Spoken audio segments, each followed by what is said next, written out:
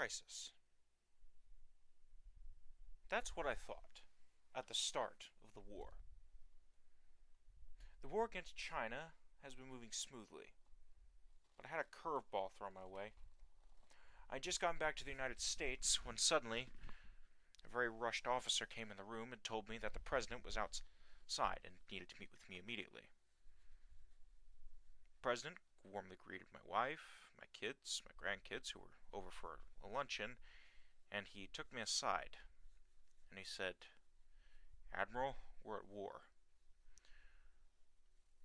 I later found out that while I was figuring out the last operations in the North Sea and getting ready to go to the Pacific to handle the last portions of the China War,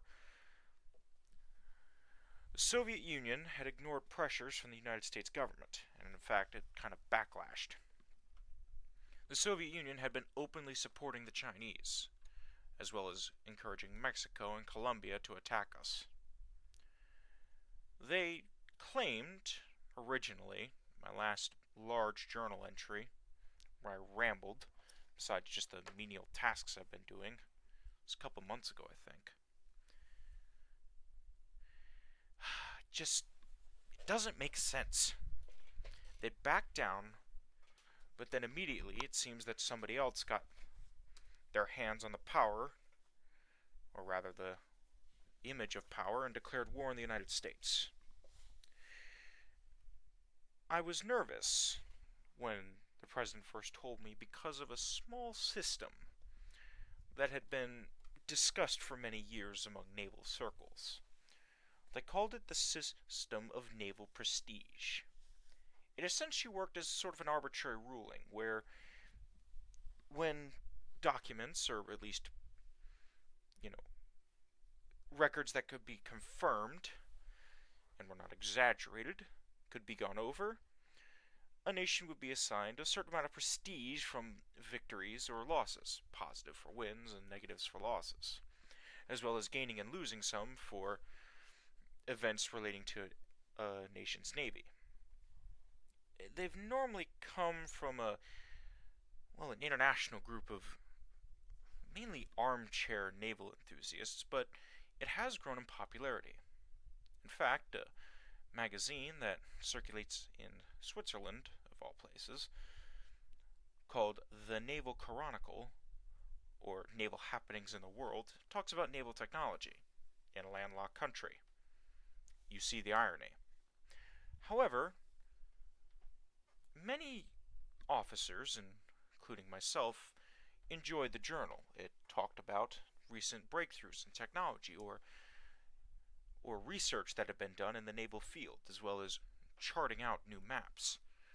They became an excellent source for me to look and see if our geological surveys and underwater surveys matched up to other nations' records and their maps, allowing me to keep a close eye on the oceanographic, industry, I guess you could say. However, the magazine, through various sources and their own analysis of documents, had given the Soviets roughly 1,000 naval prestige, while the United States enjoyed about 1,400. This concerned me slightly. I had heard of the many victories that the Soviet Navy had had against, everyone in Europe. The Austro-Hungarians, the Germans, the British, the Swedes, what was left of the Finnish Independent Navy, Norway. They'd gone on a spree, and it was starting to concern me even more. However, it seems that their mass assault doctrine that my European friends had warned me about while I was in Belgium, they said their troops came in waves, massive waves with no regard, reminiscent of wars in Europe. It seems that they applied that doctrine to their navy, and it's had disastrous results. For them. The United States Navy, through luck or God's will or the universe, whatever you want to attribute it to, has come out relatively fine, considering the circumstances. We had few battles at the beginning of the war. The Second Battle of the North Sea was our first real action against the Soviets. Florida and her task force enjoyed a relatively small battle, but heavily successful. In fact, that was one of the battles. Actually, not that battle. What was it? The first battle I was called out to sea for. The second one, well, actually, no, I have it wrong. My notes keep getting mixed up. The Second Battle of the North Sea, which caused my last entry with some panic, went well. We enjoyed a big victory. But the first real action against the Soviets didn't come from the Soviets. It came at Veracruz. The Mexican Navy had once again attempted to stop us. They suffered the consequences. At the Third Battle of the Thailand coast, Vermont and her small task group ended up holding back a Soviet invasion fleet. But then, a large invasion fleet showed up off the coast of Thailand. An innumerable number of ships. Estimates range somewhere between 65 to 83, although I believe the number is somewhere in the 70s. Vermont and her task force were effectively cornered. They couldn't get out of the Gulf of Thailand. They couldn't get out of Bangkok without risking, running the gauntlet.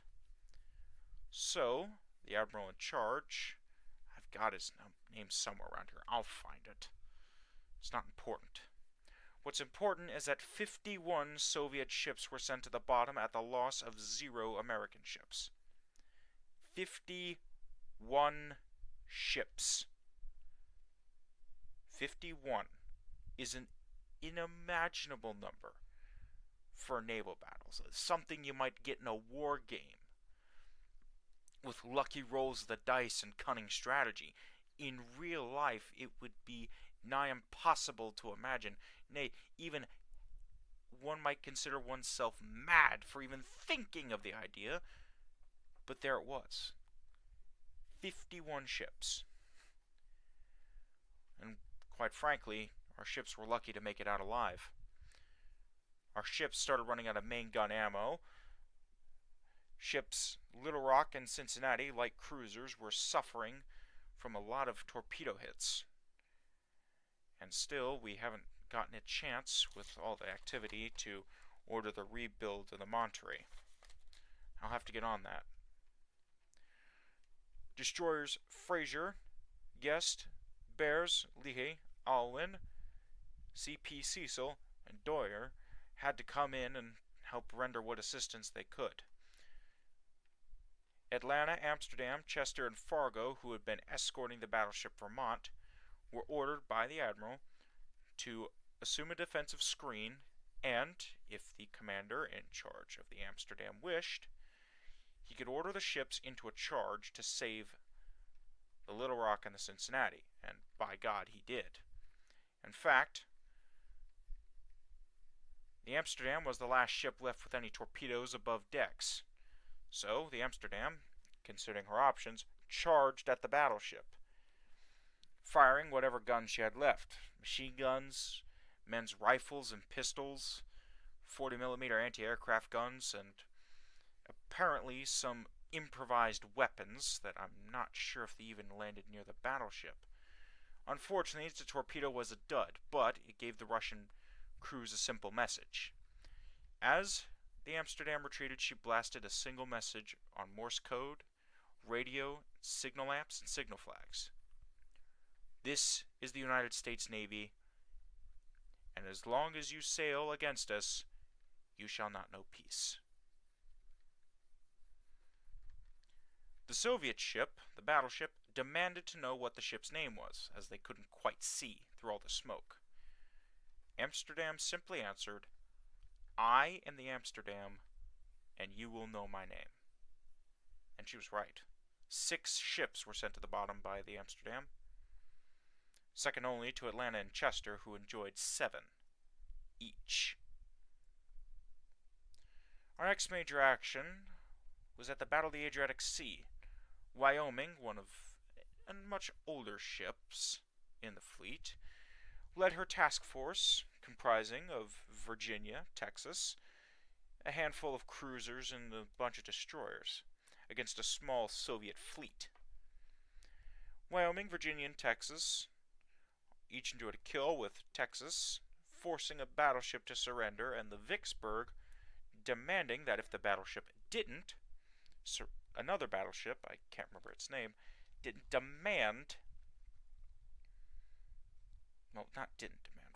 demanded that the battleship surrender, and if they didn't, the Vicksburg would ram her bow straight into the battleship, and then have her troops, and I quote, charge upon your decks and into your bows of your ship like crazed demons, and they will show no quarter.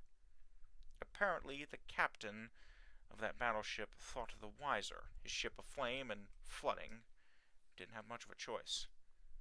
Finally came the Battle of Vladivostok. I had been sent via Japan to try and join the fleet, although I just missed out on taking out of the battle. South Dakota, Minnesota, Arkansas, Enterprise, and Yorktown led a small coterie of heavy cruisers and 3 destroyers against a large Soviet fleet charging out from their far eastern port of Vladivostok. This time, 30 ships were sent to the bottom.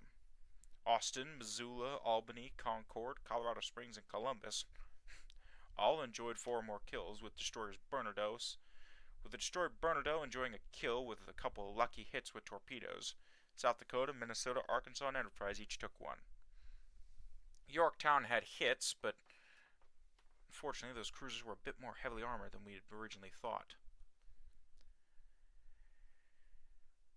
With all this war, it's becoming incredibly important that I try to get some sort of respite when I can. China has still refused to surrender, and so we're finally taking the last step that we believe will force them at least into a new ceasefire, and force them out of the war. An invasion of Tianjin, or Beijing. For the Republic of China government, our allies in the south, this has been a goal. Ever since Shanghai was retaken, they had temporarily moved the capital there, although now their focus is on Beijing. They have agents inside the city, slowly moving whatever valuable is away from it, fearing that the communists might burn it all. And they have good reason to think so. They've disguised themselves as historians wanting to preserve the history of China and keep it out of the hands of the Western capitalist bourgeoisie who wish to destroy their history. The communists fell for it hook, line, and sinker. They've been transporting it, as far as I can tell, I'm not quite sure where, but they've been getting it to the south of China. They have entire libraries moved. And I want to personally congratulate whoever's grand idea it was to do this. I would have thought the man insane, but it seems sometimes a little insanity, applied correctly, can be a good thing. However, with the 1940 year approaching much faster than I had originally thought, I still have more battleships that are on the drawing board. Ships with 18-inch guns, the new President's class. I asked for only 6. They're being designed as a response to rumors from around the world that our peers are trying to build ships with much larger guns and much heavier tonnage. I said we can do it better. The Naval Gun Design Bureau, part of the Bureau of Ordnance, said that they only had Mark IIs ready for the battleship. I said it was fine, and the Mark IIs could be fired and tested, and eventually once the ships were built, a simple change-out for the guns would not be too hard. We'd become masters at it, so they could work on the Mark III, perfecting it to their liking, and in the meantime, we could get some valuable data. Also, I do want another 16-inch class of battleships. They've served us well, and with our orders from our foreign allies starting to dry up temporarily and us holding the dockyards effectively hostage in order to get more convoy ships out, it's becoming apparent that we might need more battleships. Battle cruisers are on the menu as well, but I haven't quite found a design that has quite impressed me. It's just slight improvements over the Yorktowns and her sister ships or the Constellations. I need something that is going to both be, one, a powerful enough battle cruiser where it could be mistaken for a battleship and, well, powerful enough to handle things by itself, but also fast enough to escape the enemy. And the Soviet destroyers are showing us that more and more modern destroyers are becoming faster and faster. But I have been keeping a ledger of ideas and shorthand notes when I don't really have the time for a long-winded journal entry. I've been looking at names of commanders, captains, admirals. I fear that in the future I will not be as healthy as I once was. Just the nature of time. I'm looking to choose a successor. Not to my family name. I already have several sons and daughters, and I have plenty of grandchildren, enough where I have to ask for a list every year of who I have to send Christmas cards to. But rather something else. The president asked my opinion on something. He's outgoing this term as he served 2 terms, and he's interested in my opinion. The new president-elect has promised to leave me in position, as quite frankly I'm handling the war, and, well, my record stands for itself and doesn't really need to be introduced. They met me at the lodge, my private residence, and they asked me a few questions. They asked me, what's the strategy? How do we move forward? But a question that kept popping up was, what is your plan for the future? I laid it out, but it seems that wasn't quite the question they were asking. They said that my mandatory retirement age was starting to creep up, closer and closer. I hadn't really thought of that. It felt like yesterday I was in my early 40s, fresh off the success of the Austrian War and the Chinese War, but it didn't feel right. Yes, I admit, I'm starting to get closer, and, well, the mandatory retirement age is 65, at least for the Navy. I haven't really thought about it. They asked me to come up with a list of men, naval officers, captains, commodores, advisors, who might make a good leader of the Navy after I retire. It wasn't so much as choosing my successor, but it was implied that they wanted me effectively to handpick him. Why? I'm not sure, but I guess they wanted someone who could fill my shoes. Maybe not be the War Admiral, the Black Baron, as I've become known. I don't know why they call me a Baron. I'm only tangentially distantly related to royalty, but that's off the topic. I do need someone who's eventually going to be my right hand. But one name stuck out to me. Admiral Lawrence. He's been on my radar ever since he was temporarily promoted to the rank of captain so he could lead his ship, the Wyoming. Young officer, about 10 years my younger, at the start of the Chinese-American War, the first one at least. And he took the Wyoming and effectively steered her towards a crash course in, quote, I'll quote his words, beating our enemies over the head with a baseball bat, or the big stick, and speaking softly enough where they understand if they make her angry, she will hurt them. Which is quite fair, as I'm looking over the recent reports, and the Wyoming is only one ship away from having sent 20 ships to the bottom. from what I'm told by my my Army Air Corps friends, that would make her a quadruple ace, which is unheard of in naval combat, and quite frankly should be considered a miracle, and we need to make sure that that ship is preserved for 1,000 generations. But beyond that, maybe if I could peel Admiral Lawrence from his beloved ship just for a time, I could maybe convince him to be my right hand and take command over one of the theaters in full. Admiral Johnson has got the Black Sea effectively, well, under his command, and the Soviets don't seem to have any ships left over there. Admiral McKinney seems to be holding things down where he can, trying to put out fires whenever he has the chance. And other admirals and various officers are trying to do the best they can. Cruiser Group 15, a temporary squadron, has been deployed from Philadelphia immediately across the Atlantic to take part in the invasion of the Netherlands, and quite frankly, if I get another request from what's his name, Commander Payne, that's not Payne as in P-I-A-P-A-I-N, it's Payne as in P-A-I-N-E, like the writer. He's been telling me reports of Soviet fleet movements in the area, which makes sense. We effectively dropped a fleet on their front doorstep and threw a bunch of submarines in the Baltic, which I am quite surprised are doing as well as they are.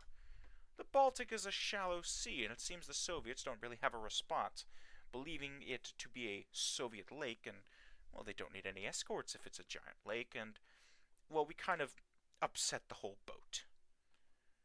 But I think maybe, if I had to pick a successor, maybe Admiral Lawrence would be the man to fill the role. Yeah, I'm just rambling again. I should be enjoying the holidays.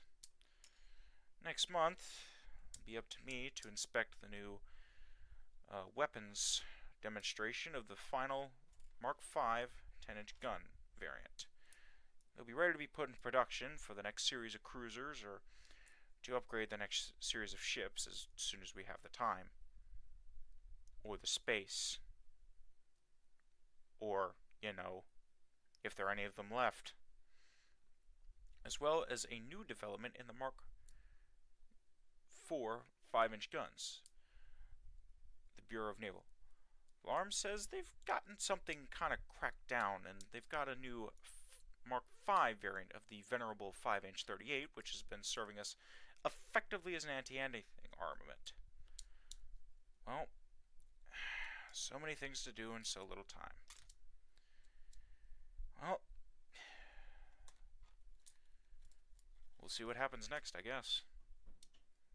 But if the Soviets keep losing ships at this rate, quite frankly, I don't think they stand a chance. But I was reminded of something recently, and I think my wife has a point about me writing this down. At Veracruz, we lost a ship. Monterey.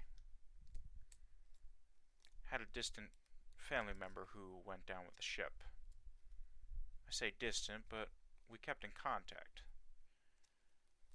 Only later found out that he gave up his seat on the lifeboat to man the guns, to try and hold off. At least that's what I heard, but the reports came out differently. The captain of the Monterey noticed torpedoes that had been undetected by sonar, which had been malfunctioning at the time, heading straight for the battle line. And unfortunately, Monterey was in the way. He only had maybe a minute to react, and it wasn't enough time to turn the ship. Even if he could blunt it, they were still going to take all the torpedoes. He ordered the entire crew on deck, all lower compartments abandoned, and all high stations abandoned, and informed them that their ship was about to be struck, and that they were to be ready to evacuate at a moment's notice. No more than 43 seconds after he gave the order, the torpedoes hit. 7 in all. From that point on, the Monterey was doomed. From the reports, eyewitness accounts, and from what the other ships could see, the captain went down with the ship. About a third of the officers on the bridge went down as well. Not many of the regular sailors did, though, but a couple of boiler explosions later, and there weren't as many as we originally thought. A lot of them succumbed to injuries, burns, falling into the water, concussions from the 7 almost simultaneous blasts of explosives, shrapnel damage, exposure. The United States Navy isn't invincible, I know that. It's frustrating to see such a good ship. Her crews were trained well, they were seasoned enough. Monterey didn't even have a service life, or a lot of days at sea. I held a meeting with the survivors and their families of the fallen. I had said that many other ships in the past had asked to be rebuilt. Ground up, if we could find a replica bell, take the original bell of the ship, replace it with a memorial bell engraved with the names of those who perished, place it on the wreck, which was in relatively shallow enough water where we could do it. We couldn't raise her. She was gone, crumpled at the ocean floor. And, well, let's just say she's a lot flatter. She didn't capsize, but she landed pretty hard, and her lower decks essentially disintegrated when her heavy superstructure landed on top of it on the ocean floor. So I asked the survivors, their families of the fallen, should we build a new Monterey? Yes or no? The wife of the captain saw that I was, well, visibly distraught. Ship barely had a service life. I felt guilty. She asked for a few moments with everyone. I stepped out of the room, and about maybe 20 minutes later, she called me back in. She then handed me her husband's cap, which she had held on to before the funeral. She handed it to me and she said, "You build a new Monterey. Give us some time to mourn, recover the bodies that we can. Once that is done, build a new one. But make sure that cap sits on that mantle, engraved with the names of the fallen, and you tell the next captain that he should sail under the protection of the crew of the original Monterey." So I guess, in a way, there is a happy ending. None of the crew survived, but still, a new Monterey is being drawn up. She'll follow the same design as her unfortunate older self. But now, I don't know what the next move is. The Soviets are losing a lot of ships, and it makes me think about their sailors. From what we've heard and the testimony of those who survived and who have been captured, the Navy isn't in good shape, despite the outward appearances. I should keep that in mind. We're fortunate to have the advantages we have. Let's hope we don't waste them.